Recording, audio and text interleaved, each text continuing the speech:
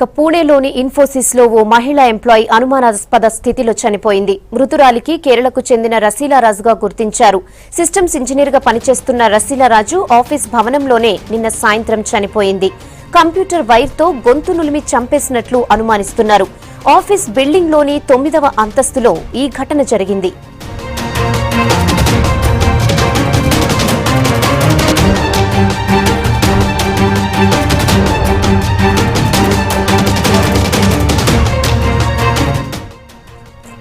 నిన్న రాత్రి 8 గంటల సమయంలో ఇన్ఫోసిస్ అధికారులు దీనిపై పోలీసులకు సమాచారం ఇచ్చారు. సాయంత్రం 5 గంటల నుంచి 6 గంటల సమయంలోనే ఘటన జరిగిందని భావిస్తున్నారు.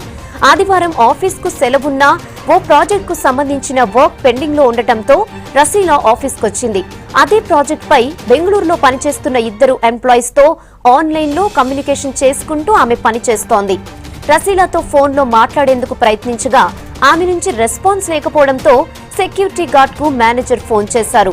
గార్డ్ వెళ్లి చూసే సమయానికి కాన్ఫరెన్స్ రూమ్ లో రసీలా అపస్మారక స్థితిలో ఉందని పోలీసులకు ఫిర్యాదు చేశారు.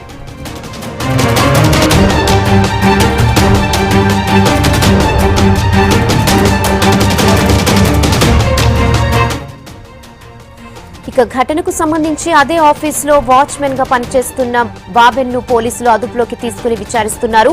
రసీలారాజు మధ్యాహ్నం 2 గంటలకు ఆఫీస్కు వచ్చి రాత్రి 11 గంటలకు తిరిగి వెళ్లిపోయేదని, బాబెన్ మాత్రమే ఆమె గదిలోకి వెళ్లేవాడని పోలీసులకు అధికారులు సమాచారం ఇచ్చారు. రసీలా మృతి తర్వాత బాబెన్ ఆఫీసులో లేకపోవడంతో అతనిపై నిఘా ఉంచారు. ఫోన్ సిగ్నల్స్ ఆధారంగా సొంత రాష్ట్రం అసోం వెళ్లేందుకు ప్రయత్నిస్తుండగా ముంబైలో బాబెన్ ను అదుపులోకి తీసుకున్నారు.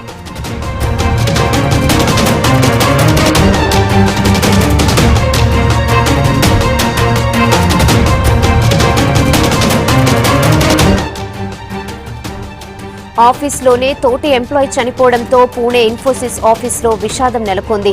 ఉద్యోగులు షాక్ కి గురయ్యారు. అయితే ఇన్వెస్టిగేషన్లో పోలీసులకు అన్ని విధాలా సహకరిస్తున్నామంటున్నారు ఇన్ఫోసిస్ అధికారులు. చనిపోయిన ఎంప్లాయీ కుటుంబానికి అండగా నిలుస్తామని చెబుతున్నారు.